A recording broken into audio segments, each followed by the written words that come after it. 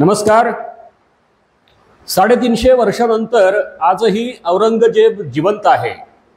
तो जिवंत आहे वर्तमानपत्रातील रकान्यातून, तो जिवंत आहे टीव्हीवरील बातम्यातून, तो जिवंत आहे विधानसभेतल्या पायऱ्यांवर आणि तो जिवंत आहे गावागावातील चौकातील पारांवर। औरंगजेब आजही जिवंत आहे, त्याचं स्टेटस मिरवणाऱ्या समाजकंटकांच्या नसानसातून तर पाताळयंत्री राजकारण्यांच्या मनामनातून।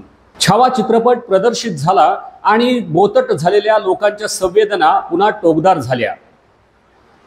छत्रपती संभाजी महाराजांचा सलग 40 दिवस अनन्वित अत्याचार करून छळ करणाऱ्या औरंगजेबाचं कुठलीही निशाणी या महाराष्ट्रात नको अशी एक भावना तयार झाली। त्याच पद्धतीनं छत्रपती शिवाजी महाराज आणि छत्रपती संभाजी महाराज त्याचबरोबर मराठी शाहीच्या कर्तृत्वाचा, शौर्याचा आणि पराक्रमाचा इतिहास सांगणारी ही कबर तिथून हलवू नये असा एक दुसरा मतप्रवाह महाराष्ट्रामध्ये तयार झाला। नेमका औरंगजेबाचा पुळका कुणाला आलेला आहे आणि त्या औरंगजेबाच्या कबरी आडून कोण पाताळयंत्री राजकारण करत आहे, त्याच पद्धतीनं सांस्कृतिक राष्ट्रवाद जोपासणाऱ्या महाराष्ट्राची भूमिका या प्रकरणावर नक्की काय असावी जाणून घेऊयात या व्हिडिओच्या माध्यमातून। तर स्वागत आहे मित्रांनो तुमचं चौथा स्तंभ या YouTube चॅनलवर। छत्रपती संभाजी महाराजांच्या बलिदानानंतर सलग 27 वर्ष औरंगजेबाला मराठ्यांनी महाराष्ट्रामध्ये झुंजवत ठेवलं। मराठेशाहीचा अंत करू पाहणाऱ्या औरंगजेबाचाच या महाराष्ट्रामध्ये अंत झाला आणि त्याच्या इच्छेनुसार त्याची कबरही महाराष्ट्रात खुलताबाद या ठिकाणी बांधण्यात आली। मात्र महाराष्ट्रावर अनन्वित अत्याचार आणि छळ करणाऱ्या औरंगजेबाची कुठलीही निशाणी या महाराष्ट्रामध्ये नको अशी भूमिका काही हिंदुत्ववादी संघटनांनी मांडायला सुरुवात केली। त्याचबरोबर खुद्द छत्रपती शिवरायांचे वंशज असलेले खासदार छत्रपती उदयनराजे भोसले, त्याचबरोबर भाजपचे आमदार नितेश राणे, नवनीत राणा आणि नरेश म्हस्के यासारख्या नेत्यांनीही हा मुद्दा उचलून धरला। अयोध्येतली बाबरी मशीद ज्या पद्धतीनं उघडून टाकण्यात आली, त्याच पद्धतीनं एक दिवस औरंगजेबाची कबर ही आम्ही उघडून टाकू असा इशाराही यावेळी देण्यात आला।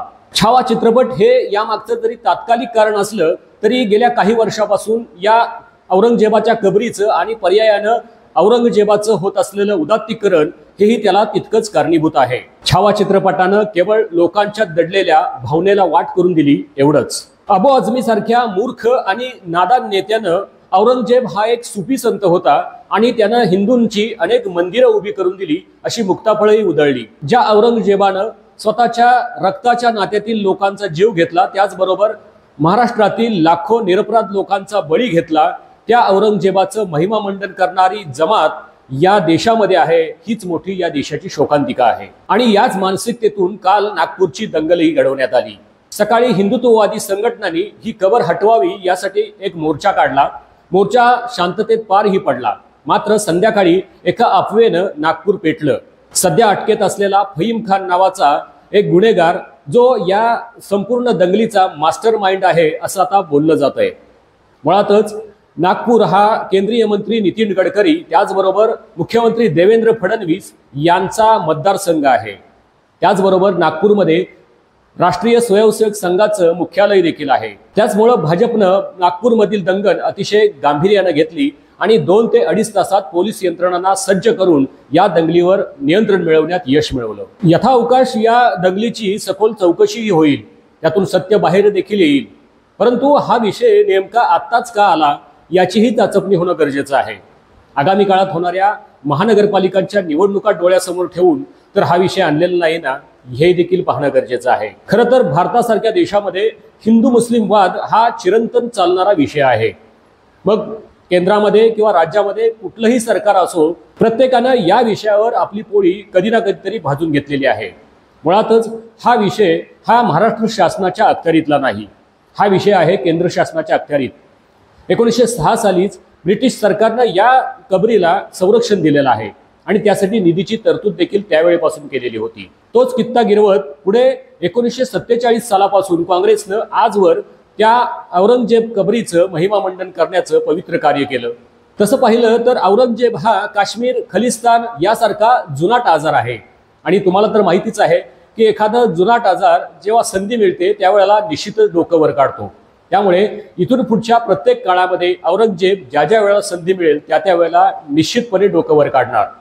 1947 सालापासून काँग्रेस राजवटीनं या औरंगजेबाच्या कबरीला संरक्षण तर दिलंच, पण त्याच पद्धतीनं त्यासाठी आर्थिक निधीची तरतूदही मोठ्या प्रमाणात करून ठेवली। केवळ विशिष्ट समुदायाच्या मतांसाठी काँग्रेसनं ही लाचारी पत्करली आणि त्याचं भूत आजही आपल्या मानगुटीवर बसलेलं दिसतंय।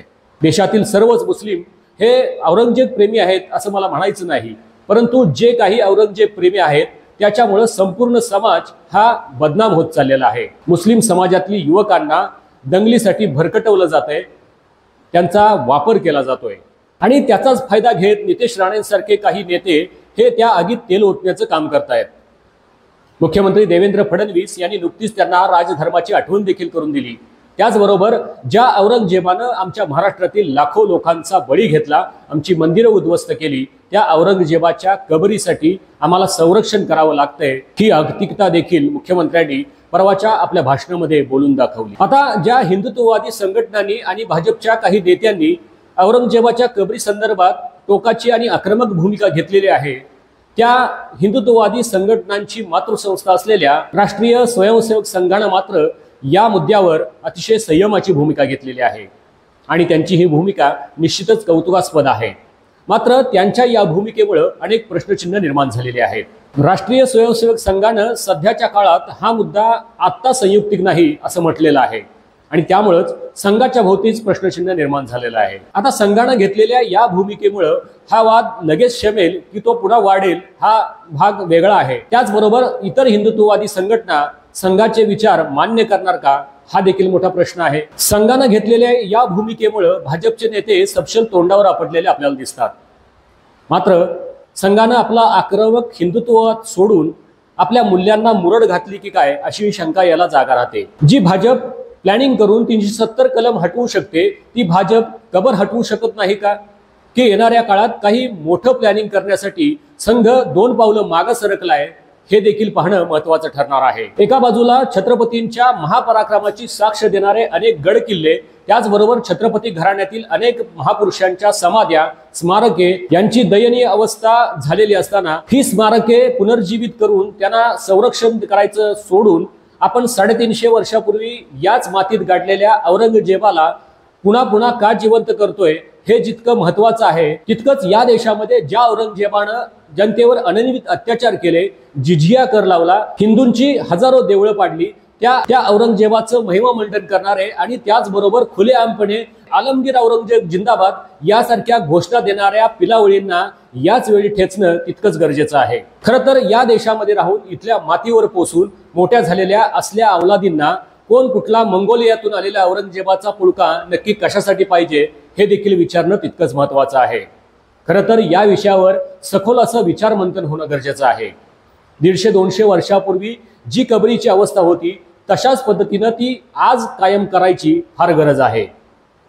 कबरी भोवती वाढलेलं अतिक्रमण, त्याचबरोबर त्याचं केलेलं सुशोभीकरण हे पूर्णपणे तात्काळ थांबवलं पाहिजे।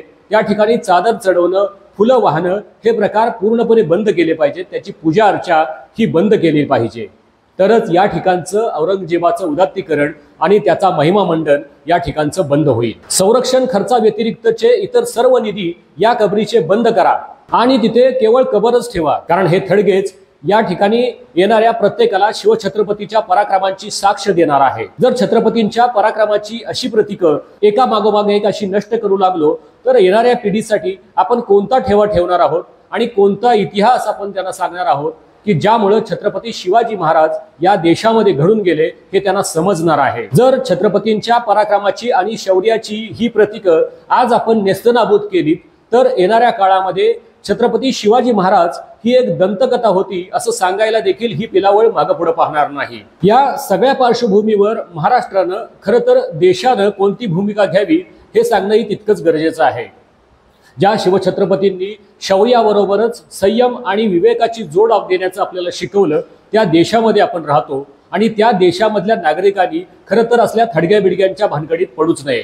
आपण आपला व्यावहारिक विचार करावा, कारण इतिहास हा विषय चिरंतन चालणारा विषय आहे। या बाबतीत आपण जर आपल्या 2 शत्रू राष्ट्रांची उदाहरणं आपल्या डोळ्यासमोर ठेवली तर आपण काय करावं हे सांगावं लागणार नाही। नंबर 1चा शत्रू म्हणजे पाकिस्तान, अतिकट्टरतावादामुळे हा देश सध्या भिकेला लागलेला आहे। तर नंबर 2चा शत्रू चीन, आजही चीन जगामध्ये पोलाद आणि ॲल्युमिनियमच्या उत्पादनामध्ये एक नंबरलाच आहे। आता चीन बाजारामध्ये ओझेम्पिक नावाचं जेनरिक आणतंय।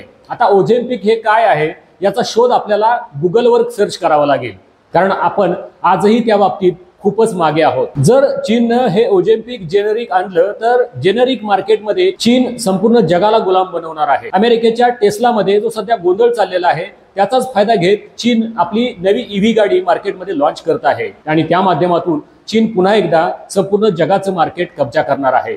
आणि आपण काय करतोय तर आपण 350 वर्षापूर्वीची जुनी थडगी उकरण्याचं काम करतोय। त्यामुळेच आपल्या सुज्ञ भारतीयांनी आता ठरवायचंय की आपल्या देशाला पाकिस्तान बनवायचे की चीन बनवायचे। बाकी सुज्ञास अधिक सांगणे न लगे। धन्यवाद।